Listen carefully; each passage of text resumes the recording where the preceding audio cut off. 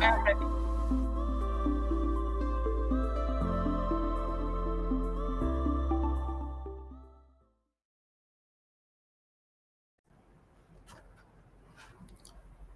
Good morning, distinguished participants, colleagues, and partners. It is both a pleasure and an honor to welcome you to this important workshop on the quality of STR SARS organized by the UEFIU. The engagement with the reporting entities is one of our key focus areas and priorities under the UEFIU strategy. At the outset, I would like to convey the warm greetings of the Chief of the FIU, Mr. Ali Faisal Ba'alawi, who extends his best wishes for a productive and beneficial sessions today and tomorrow. Having set the stage, let me now briefly reflect on the theme that brings us together today. We all agree that STR SAR reporting is a cornerstone of our national AML-CFT framework and is a part and a crucial part of our intelligence cycle. These reports are not a formality or a compliance checkbox. They are a powerful tool in the fight against financial crime.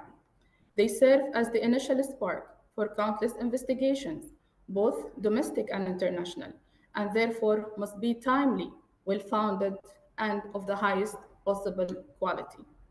At the UEFIU, we take very seriously our responsibility to support reporting entities in fulfilling their obligations.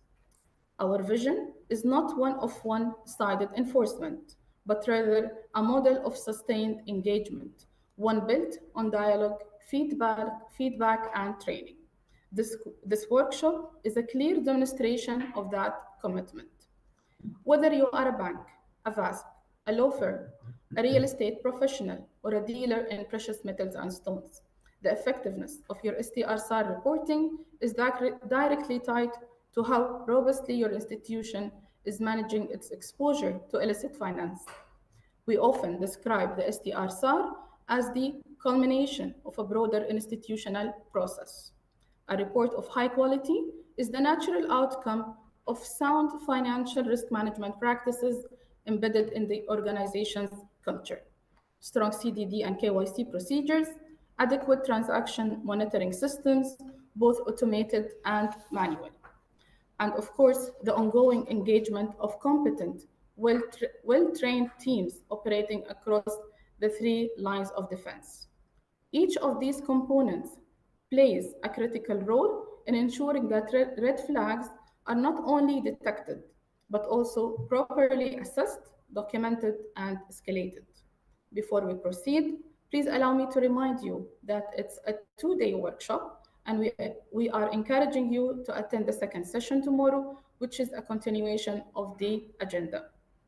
This workshop is in collaboration with K2 Integrity. Thank you for your presence in the country to deliver the sessions today and tomorrow. Let me also share some housekeeping information regarding the Q&A. Please type your question in the chat box throughout the session. While we will not be able to address your questions today, the plan is to compile all inquiries and responses from the two sessions into a consolidated document, which will be shared via our official channels in the coming weeks. Let me now introduce the speakers from K2 Integrity who will be delivering the course to you. The speakers from the FIU will be introducing themselves at the beginning of their parts tomorrow. First, we'll start with Mariano Federici as a Senior Managing Director at K2 Integrity. Prior to joining the firm, Mariano was the head of Argentina's Financial Intelligence Unit. During his time in office, Mariano also chaired the Egmont Group of FIUs and held the positions of Vice Chair and Regional Representative for the Americas there. He also co-chaired the Risk Trends and Methods Working Group at the FATF and the FATF's Heads of FIU Forum.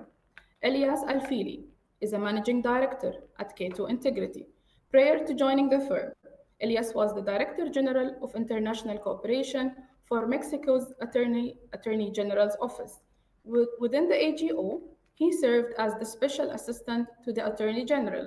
Before that, he was the Deputy Attaché of the AGO at the Embassy of Mexico in the United States, where he was the head of Mutual Legal Assistance Section and previously he was the AML-CFT attaché for the Financial Intelligence Unit at the Embassy of Mexico in the United States.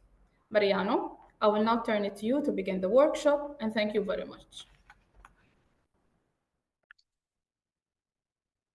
Thank you, Sarah, for those welcoming remarks and for introducing us. I'm joined, as you well mentioned, by my colleague, Elias Alfil, and together we will be interacting to deliver this course to you. But before starting, I'd like to also say some very brief opening remarks. On behalf of K2 Integrity, I'd like to express our gratitude to the UAE Financial Intelligence Unit for the opportunity to contribute to this important workshop on SDR and SAR quality and to support the FIU's broader mission to strengthen the UAE's anti-money laundering and counter-terrorist financing framework. We are honored to stand alongside the UAE FIU in advancing these efforts. Over the past weeks and months, our team has worked closely with the FIU in preparing the content for this workshop, drawing on global best practices and tailoring the material to reflect the UAE's evolving risk landscape and regulatory priorities. Our presence here today is a reflection of the trust and collaboration that exist between K2 Integrity and the UAE's key institutions. We commend the FIU's leadership under Ali Faisal Al-Balawi for the clear commitment to engaging reporting entities, not only through the core functions of the FIU, but also through dialogue, feedback, and capacity building efforts such as this one. We believe strongly that the quality of SDRs and SARs is a direct function of how well institutions understand their financial crime risks and translate that understanding into action through robust internal controls, effective monitoring, and a culture of compliance that empowers staff at all levels. This workshop aims to support that process. We're pleased to be here with you and look forward to the discussion ahead. Thank you once again to the UAE FIU and to all the staff at the FIU that worked in making this workshop possible. Thank you. I will now share the presentation to start our workshop.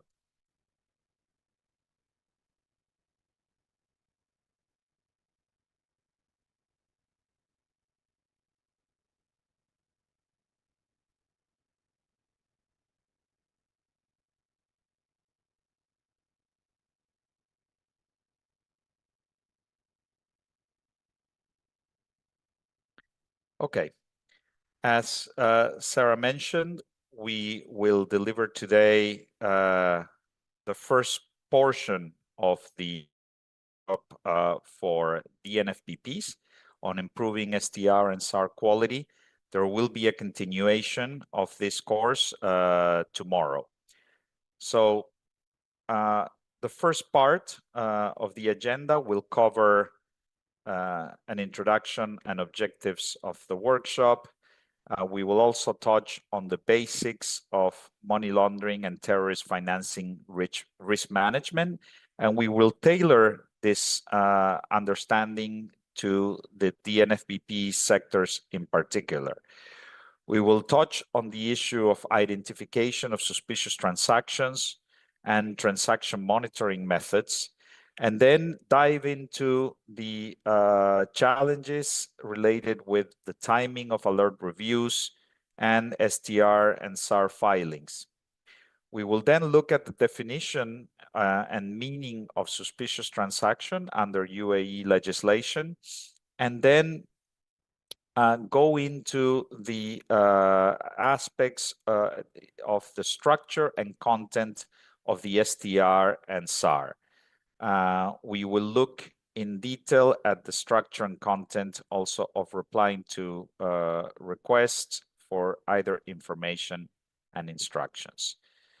With that, let me just say at the outset a general remark about the way we have structured the first portion of the agenda. Uh, it is our understanding that the STR and SAR process is really the culmination of a process where several links in the chain have to operate effectively for the process to work effectively as a whole and the STR and SAR to reach the optimal level of quality.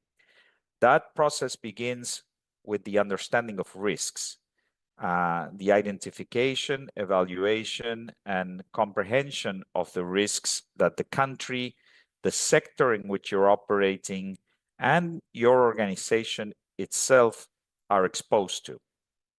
It also involves an understanding of the suspicious transaction monitoring process and a calibration of such process precisely to the level of exposure that your organization is subject to. So understanding transaction monitoring methods and calibrating such methods to the risk-based approach is a fundamental part also of the process.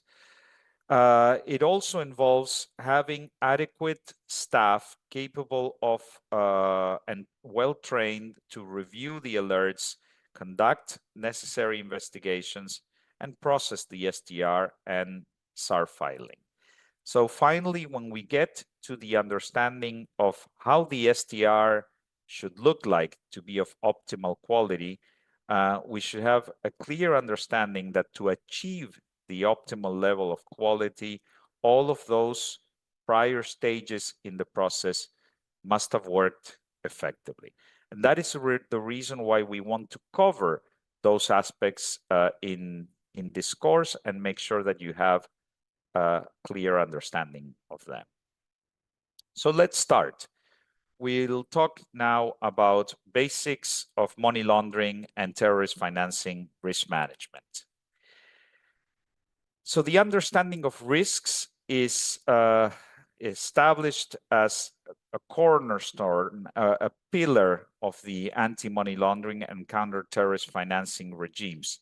The Financial Action Task Force, which, as you should all know by now, is the international body that sets the standards in anti-money laundering and counter-terrorist financing, as well as proliferation financing,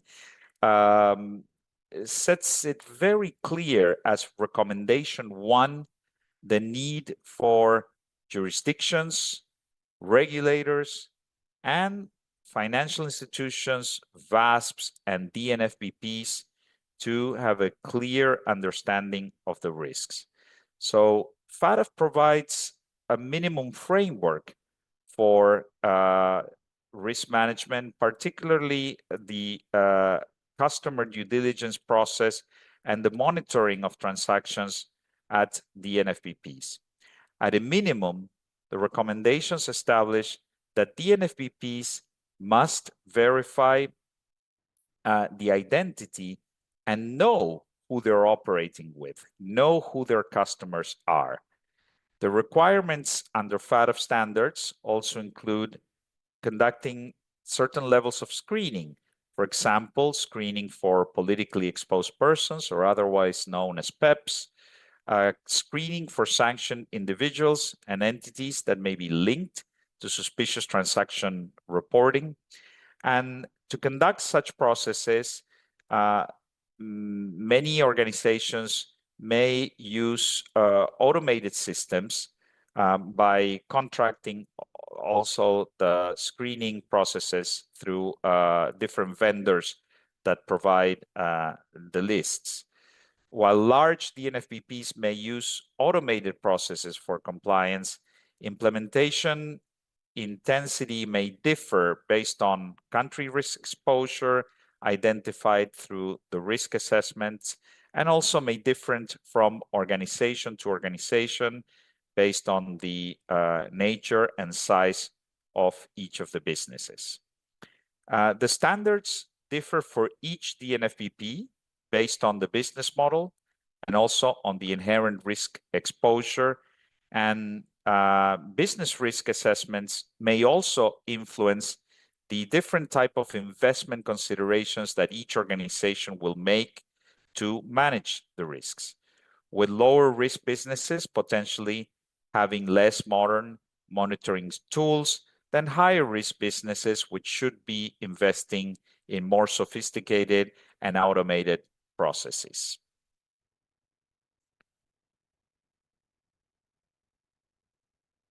One of the key pillars of risk management is the knowledge of the customer, then complying with Know Your Customer policy, which requires identification to begin with. So DNFBPs must identify and verify customers when entering in relationships with them.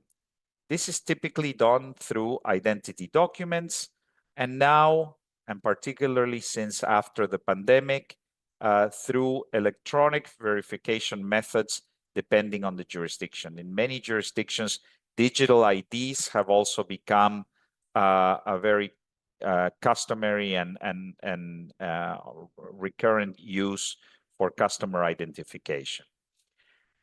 Conducting the risk assessment is another pillar of risk management. The risk assessment will determine what additional type of information must be collected about the customer to complete this due diligence process and have a clear understanding of who the customer is. As I mentioned, digital solutions can also facilitate a more secure and efficient customer identification process. Now, there are some similarities and also some differences between financial institutions and DNFBPs in the risk management process. And the slide that you can see on the screen attempts to cover some of the main similarities and differences among the two types of sectors. The international standards requires both sectors, financial institutions and DNFBPs, to comply with the basic preventive obligations.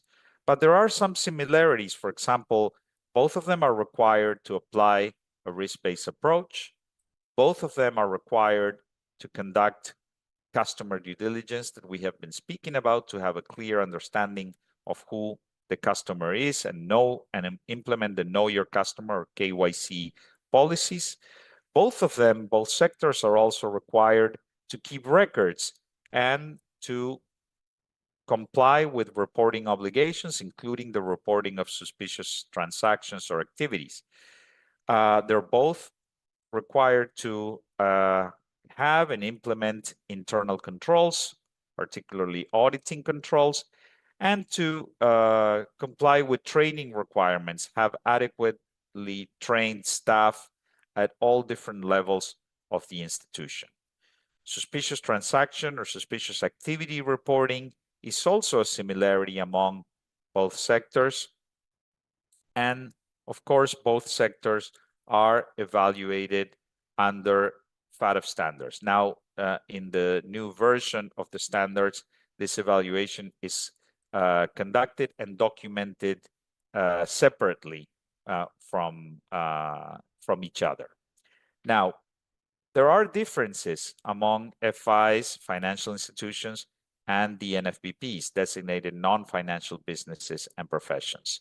The money laundering risk profiles may vary significantly among in the DNFBP sectors and among the different DNFBP sectors in particular.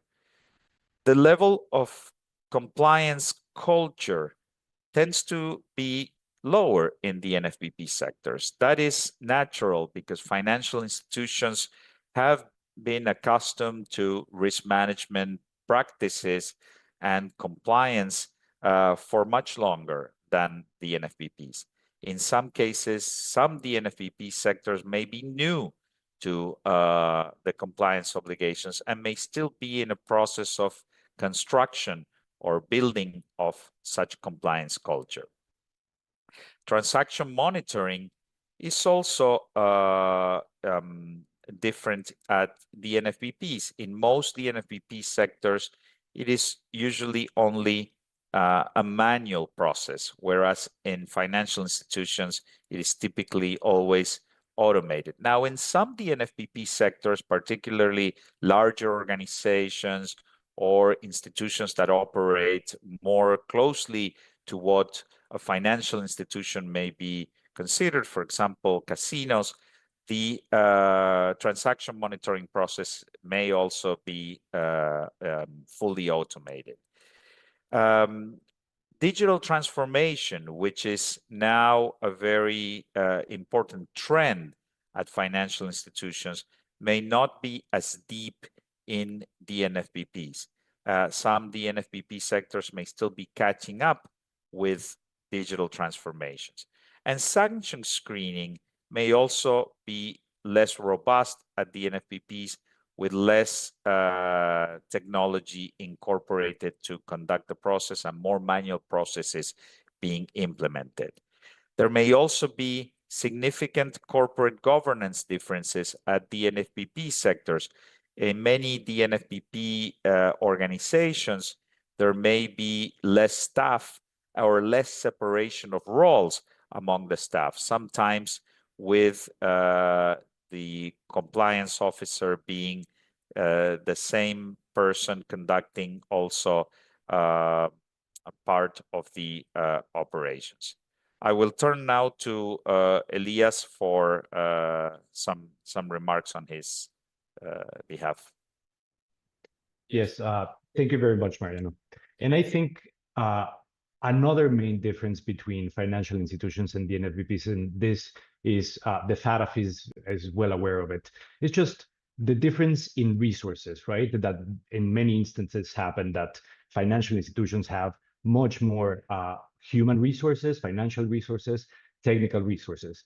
And in many of the instances, the DNFBPs don't have that amount of resources, right?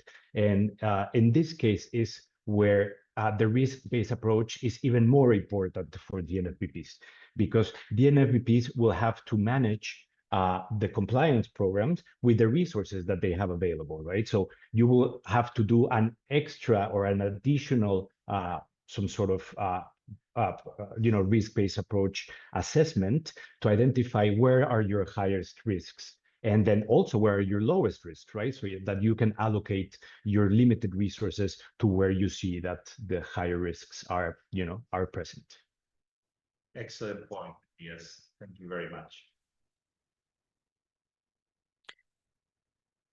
So this slide simply highlights the key legislation under the UAE regulatory framework, both in terms of laws and cabinet decisions that establish some of the basic requirements we have been talking about: identification and mitigation of risks, customer due diligence, the screening of politically exposed persons, suspicious transaction reporting obligations, and other key components of the preventive program that are also present in the UAE, consistent with international standards.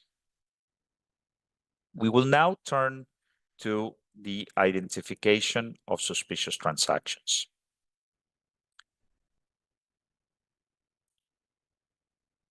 In the case of DNFBPs, it should be highlighted that in most cases, in these sectors, DNFBPs rely more on training, market knowledge, sector guidance, ethics-based judgment, rather than on transaction monitoring systems or system alerts to identify the suspicious activity. The three lines of defense model, which is very typical in the financial institutions sector, may be less formalized in the DNFBP sectors.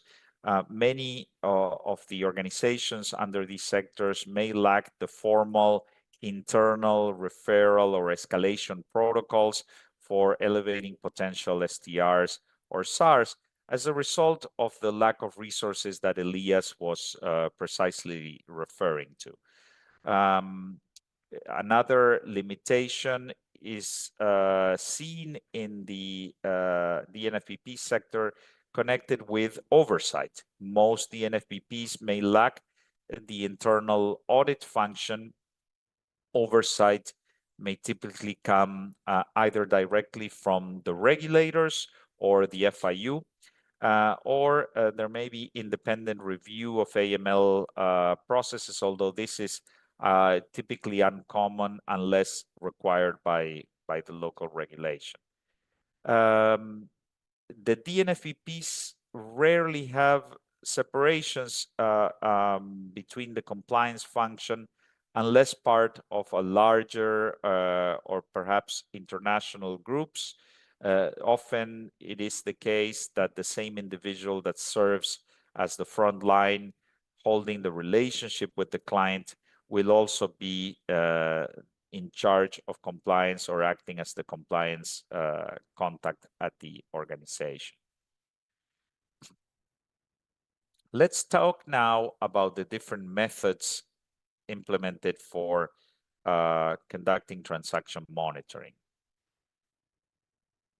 As a general statement, we can say that a transaction monitoring program should consider the AML CFT risks of the NFBP's customers, the counterparties, the businesses, products and services, the delivery channels, and the different geographic segmentation or distribution in the markets, in addition to helping prioritize the high-risk alerts.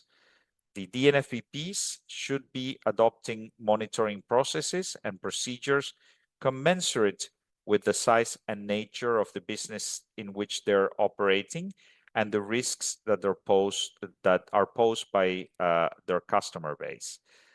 Whether manual processes or automated and monitoring systems, they must reasonably demonstrate that transactions that carry the highest risks of money laundering or terrorist financing are subject to enhanced or higher scrutiny. This is basic risk management rule. The high risk should be subject to enhanced scrutiny. However, for lower risk customers,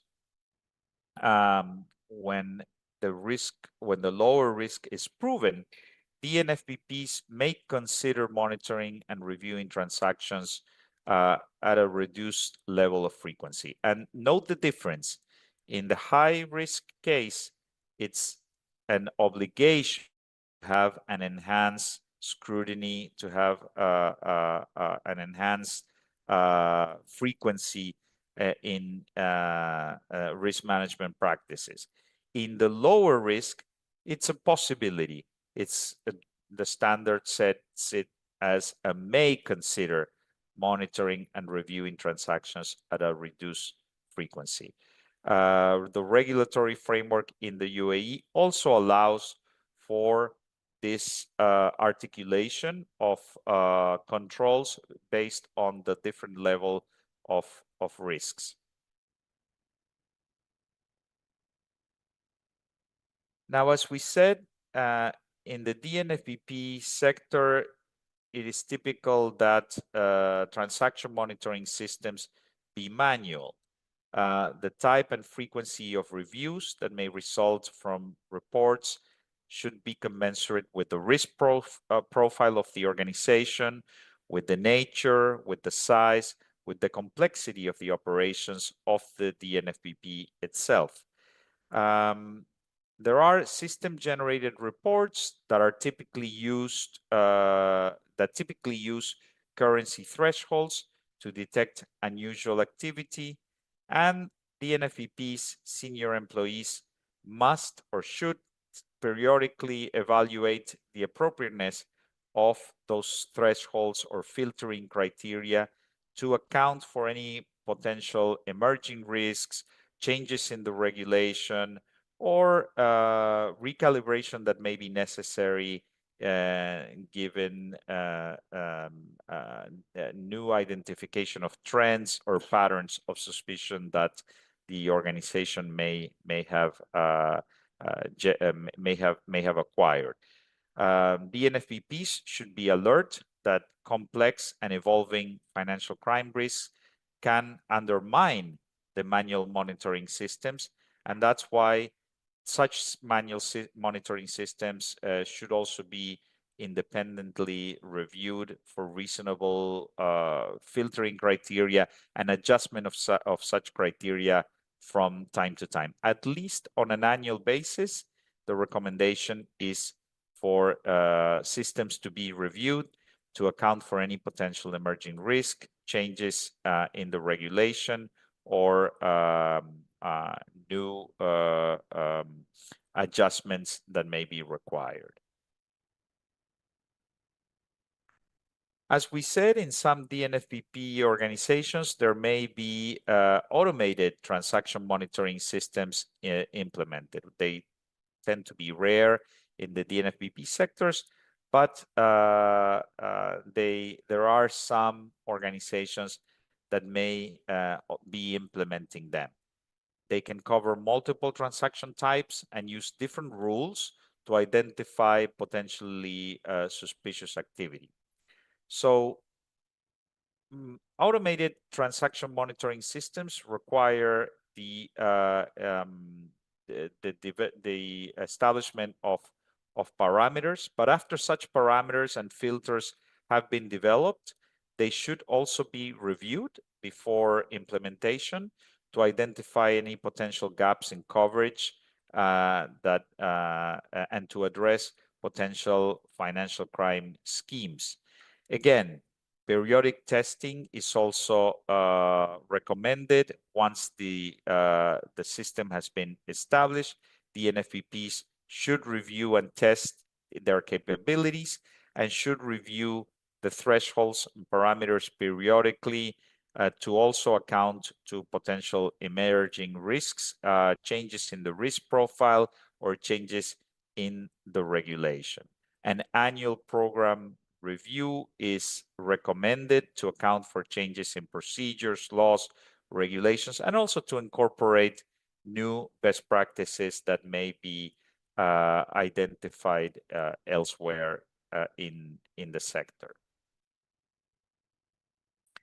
Let's now turn to the topic of timing of the alert review and STR or SAR filings.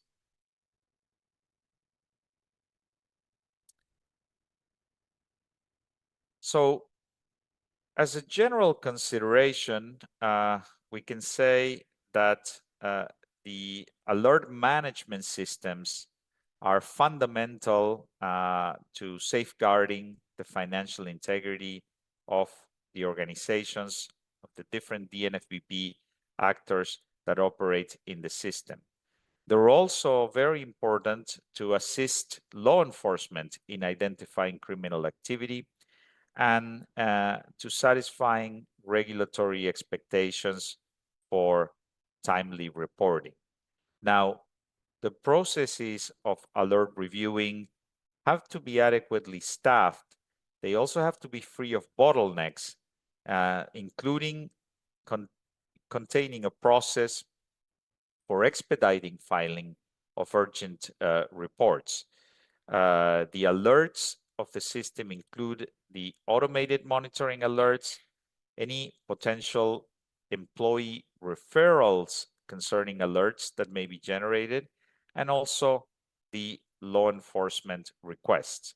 One of the challenges at DNFEPs that we have been mentioning is staffing and resources, as my colleague had mentioned before, which may create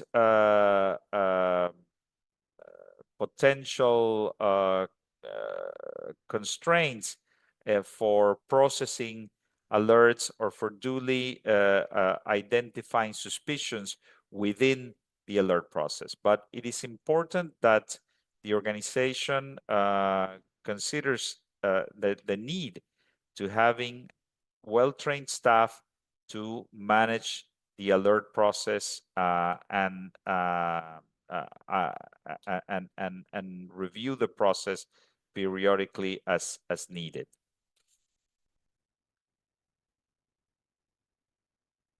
DNFPPs, as well as financial institutions, must review the alerts generated by the system to determine whether additional investigation may be warranted in connection with them. It may be the case that no further investigation is warranted. The review of the alert enables fast disposition of the case, but there may be a need for further investigation.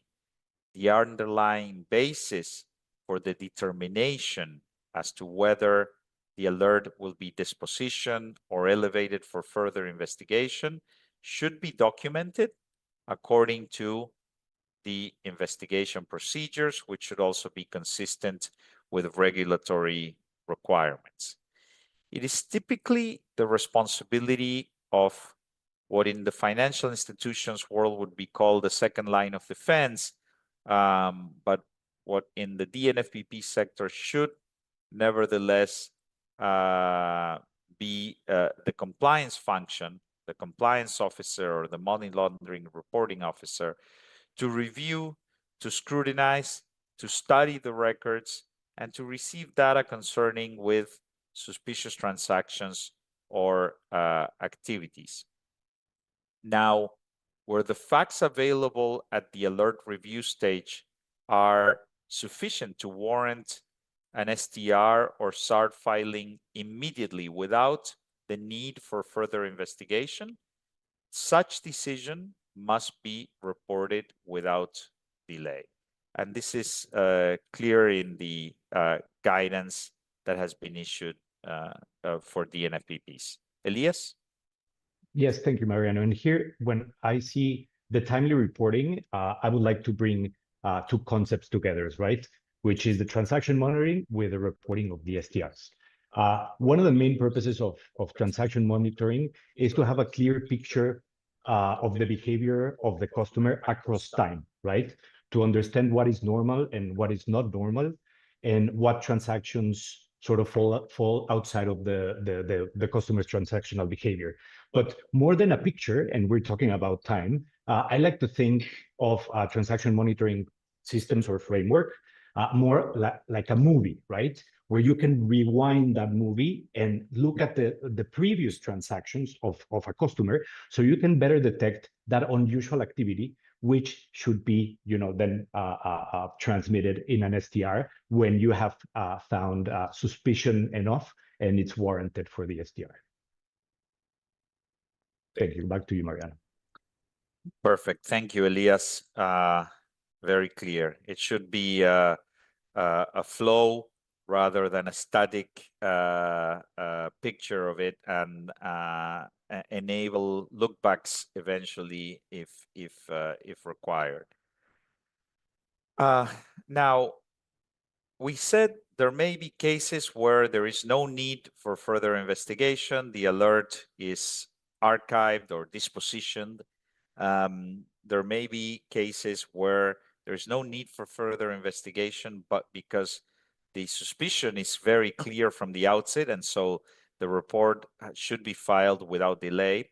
But there may be situations where there is a need to dig in deeper into the unusual nature of the transaction or activity to determine whether we're in front of a suspicion or not.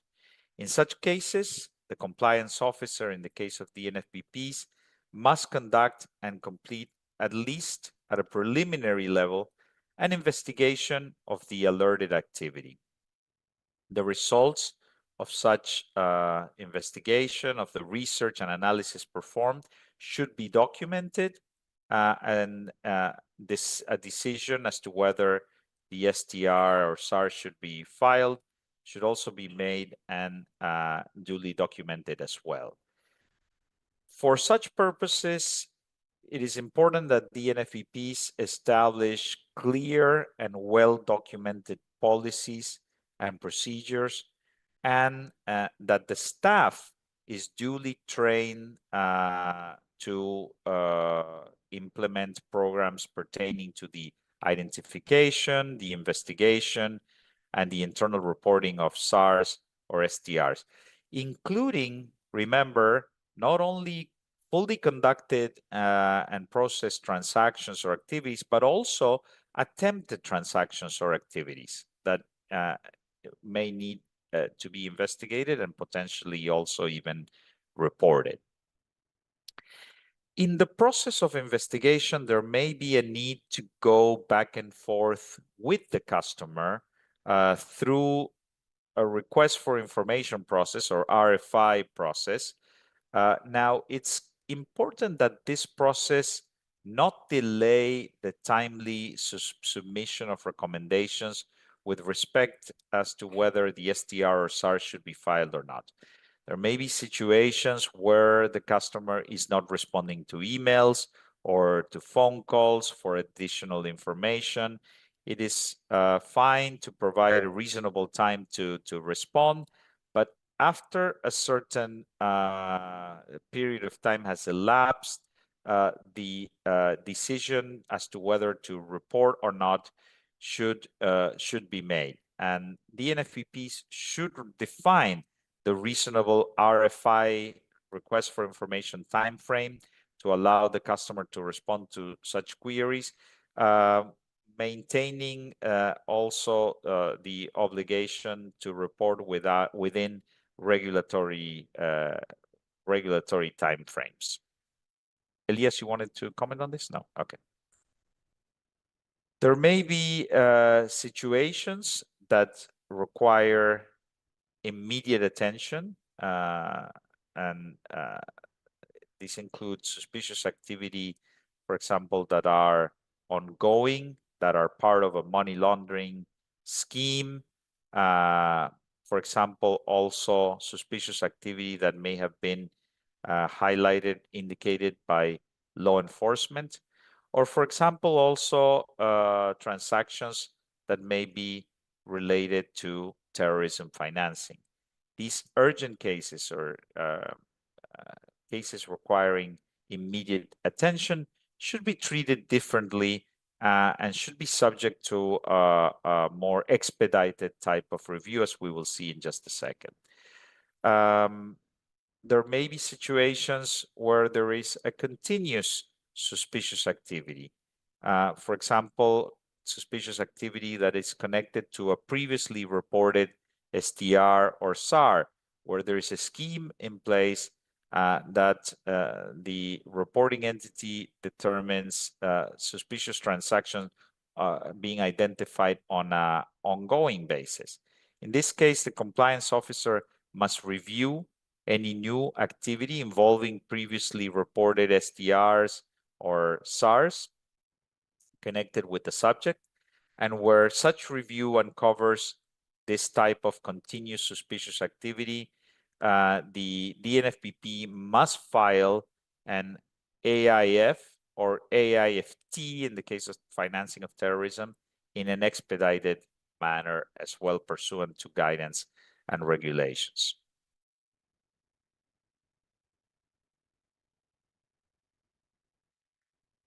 Now, the regulatory expectation is for DNFPPs to report STRs and SARs to the FIU without delay. It's the role of the AML CFT compliance officer who is responsible for reviewing and studying the records related with the suspicious transactions. Any internal reporting of suspicious activities or transactions to the compliance officer should be done directly once the suspicion or reasonable grounds for suspicion are established. We'll look at the meaning of reasonable grounds in just a minute as well. And once the compliance officer has confirmed that, the suspicious nature of the transaction or activity, the report must be filed immediately. Is that's what the guidance established. So there might be a need, as we said, for additional time to conduct the investigation. Now, once the decision is made that we are in front of a suspicious transaction or a suspicious activity, at that moment, the report should proceed on an immediate basis.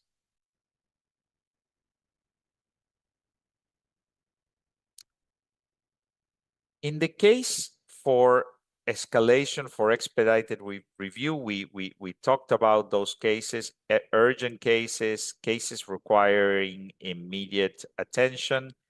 The compliance officer must file the STR or the SAR to the FIU immediately. All the prospective STRs or SARs should be reviewed for accuracy and completeness prior to filing, and we will look into all of the different elements that the SAR should or STR should contain in terms of structural section and narrative section in just a moment under this presentation. But once the SAR STR draft is considered to be accurate and complete, it should be filed immediately. The compliance officer must file the SAR immediately, as we said, upon determining that the transaction or activity is considered suspicious. And according to the law, the reporting is required in case of suspicion or reasonable grounds to suspect a crime. And this is important to consider. We will look at what the definition of suspicious activity is in the next couple of slides. But remember for now, is suspicion or reasonable grounds to suspect. The exclusive channel to file the reports to the UAE FIU is through the GoAML report submission component.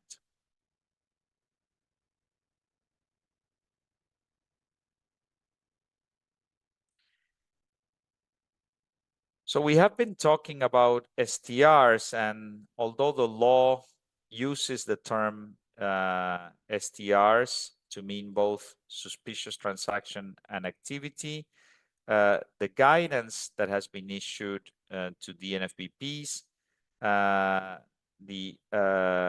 separates the two, the suspicious transaction from suspicious activity, and establishes that suspicious activity involving transactions should be reported in the first instance to the FIU as STRs, in the form of STRs.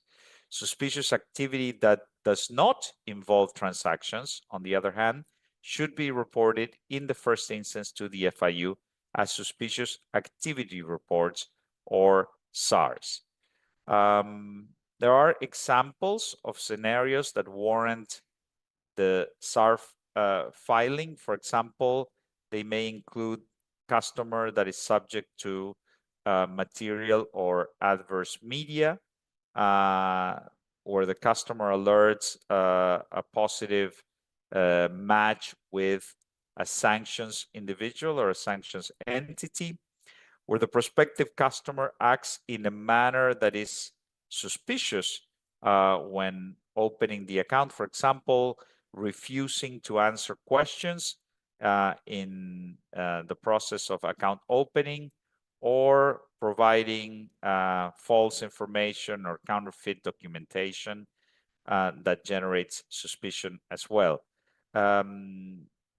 Also exhibiting a reluctance to provide information requested by the reporting entity may be a reason to suspect and to consider the behavior suspicious. There may also be customers that exhibit other types of suspicious behavior. For example, when they inquire about ways to circumvent certain reporting thresholds or reporting requirements. So remember, there may be cases where the transaction itself exhibits a suspicious pattern that constitutes suspicious transaction, but there may be situations where the transaction itself may be clear from any suspicious element, but the activity or the behavior of the customer trying to conduct the transaction, even in the case of attempted transactions, may exhibit elements of suspicion requiring a suspicious activity report to be issued. Elias? Yes, thank you. I think here it's important to highlight something, right? Here, the crucial aspect here is that the suspicious nature of a transaction or the suspicious nature of an activity can be inferred from certain information, such as indicators, behavioral patterns, the CDD, KYC file. And another thing that is very important to mention is that it's explicitly stated that is this activity and these transactions are not dependent on obtaining evidence of a predicate crime or a crime or that any offense has occurred. So that and also, for example, that the NFVPs do not need to have knowledge of the underlying criminal activity, right? That is one of the most important aspects, right? Is that it's a suspicion. You are not law enforcement agents, you are not judges or prosecutors, so you only need to have information that there is suspicion to be able to file a SAR or an STR depending on the nature of such. Yes, that is very important, Elias, and it has been discussed in the past the role of the reporting entity. Why are reporting entities asked to comply with this role when they're not really law enforcement? They don't have the means to investigate as law enforcement should, and therefore cannot dig into the actual confirmation of the underlying crime that may be lying behind the suspicion. As a matter of fact, I would say also that in certain cases, not even the FIU may be in a position to determine the underlying crime established behind the suspicion. It's further down the line or down the chain where law enforcement and sometimes with the role of the prosecutor and the enablement of the different powers that the prosecutor has to produce evidence, that we are able to fully confirm or we may be able to fully confirm the indicia of crime established behind the potential offense and whether there is an offense at all. Remember that the money laundering offense does not require proof of the underlying predicate crime behind it. Mere indicia of crime is satisfactory as well, of the illicit nature of the activity satisfactory. So in the beginning of the process, which is where the reporting entity is placed, the possibilities for really having confirmation on what the underlying criminal activity may be are very low. And it's important not only for the reporting entities, but also for the regulators to have clarity on this and to set clear expectations as to what should be expected from the reporting entity. the report should be clear in explaining the suspicion, but expecting a confirmation on the underlying crime would be raising the bar way too high, and that would also attempt towards a fluid flow of reports that we expect financial institutions and DNFBPs to generate towards the FIU.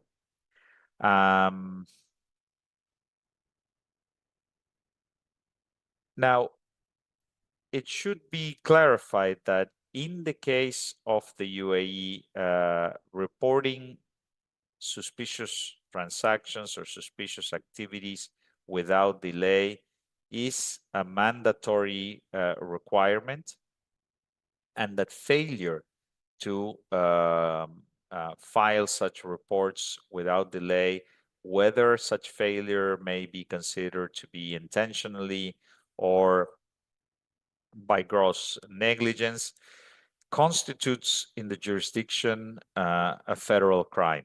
A federal crime which has severe consequences. It may involve even imprisonment or fine of large amounts as established in the slide. This varies from jurisdiction to jurisdiction. Not all jurisdictions consider the failure to report as a criminal offense, and there has been much talk around the convenience or not of having the failure to report constitute a crime. Definitely, and I'm sure it is the case in the jurisdiction, the failure to report as a crime generates more awareness.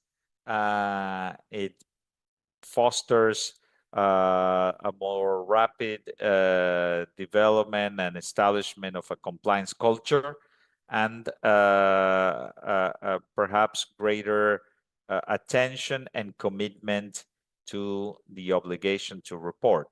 Now, there could be also downsides to having the criminal offense, which may be related with also fostering a more defensive type of posture and generating reports that where the reporting entity is not even sure not only of a potential underlying crime behind the suspicion, but not even sure of the suspicion itself, on whether there is a suspicion itself.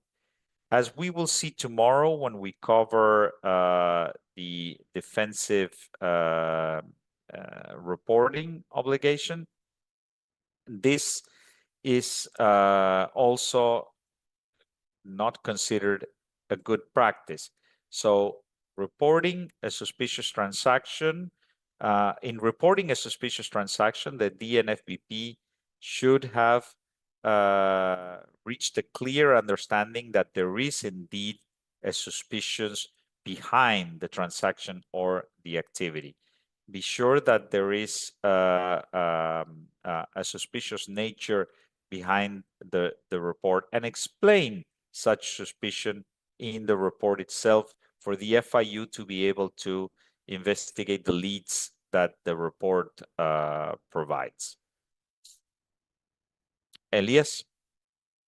Yeah, here, just, I mean, in other words, it is, suggested that DNFBPs should not file STRs just because they may be afraid of a penalty or a sanction, right?